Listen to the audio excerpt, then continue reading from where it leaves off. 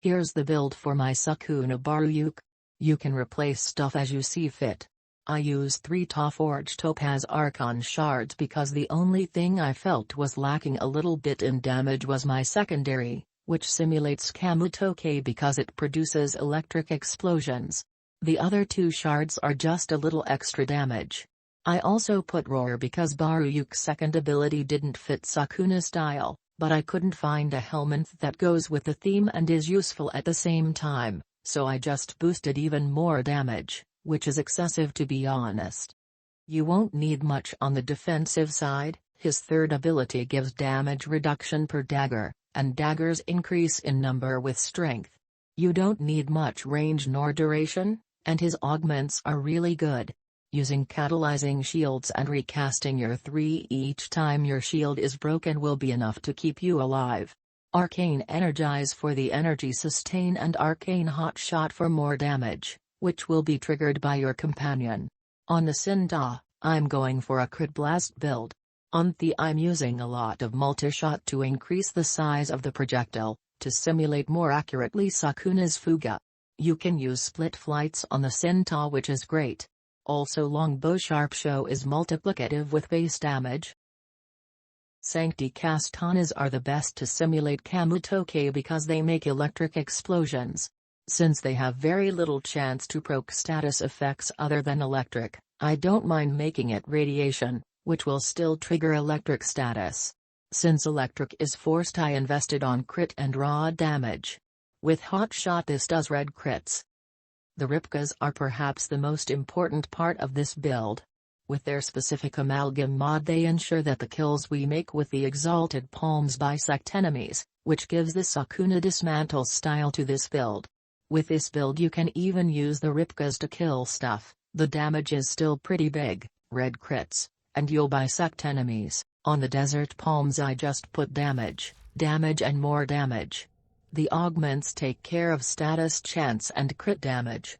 The energy on the warframe has to be black so that we send invisible slashes, just like Sukuna.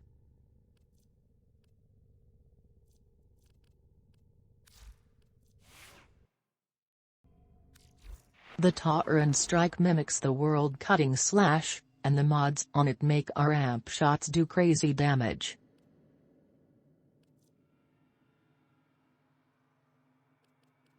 Diriga is only our primer. I don't use it to kill enemies, since some status effects prevent enemies from being cut in half. You can check those on the wiki.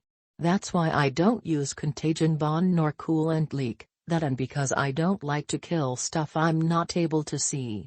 That's also why I don't have my companion very invested in damage, since I just want it priming enemies, not killing them.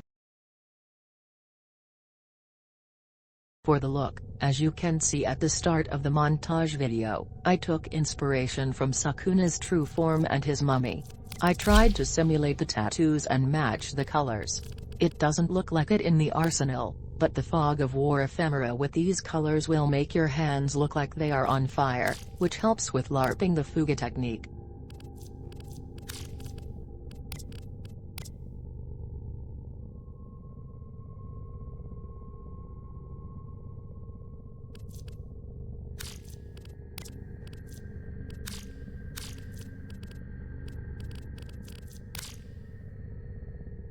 For the Sinta I wanted to use anything to make it look closer to a flame bow.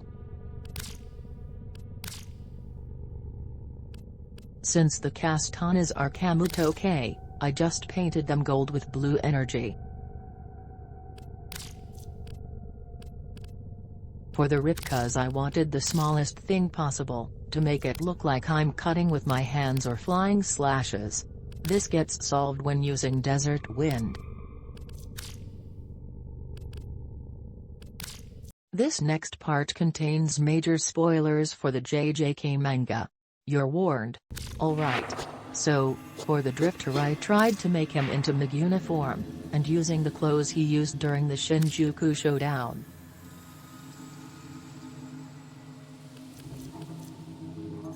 I also liked this alternative fashion.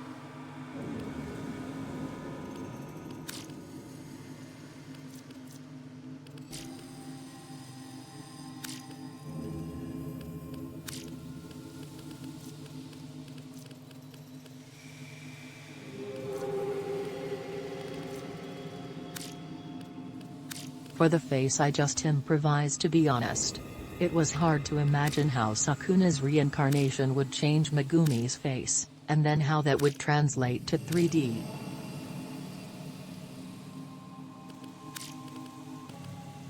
There's also this Yuji's version.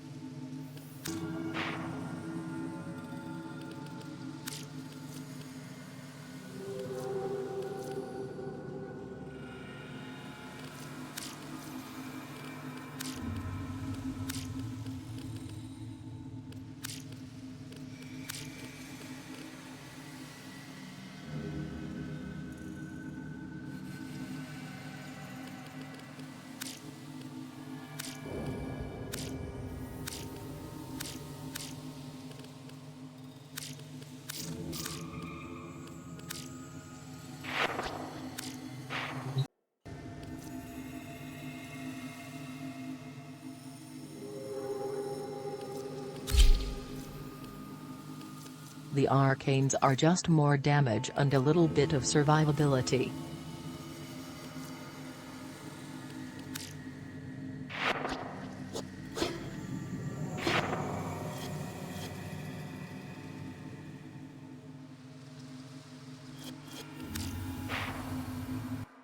Here's the build in action. I'll showcase each part really quick.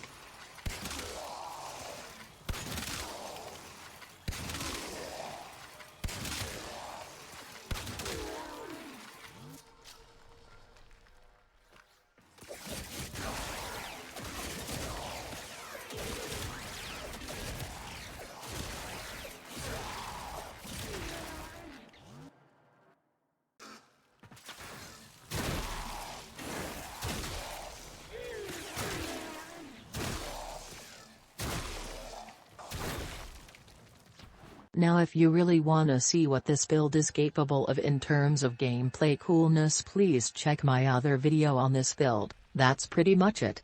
Thanks for watching.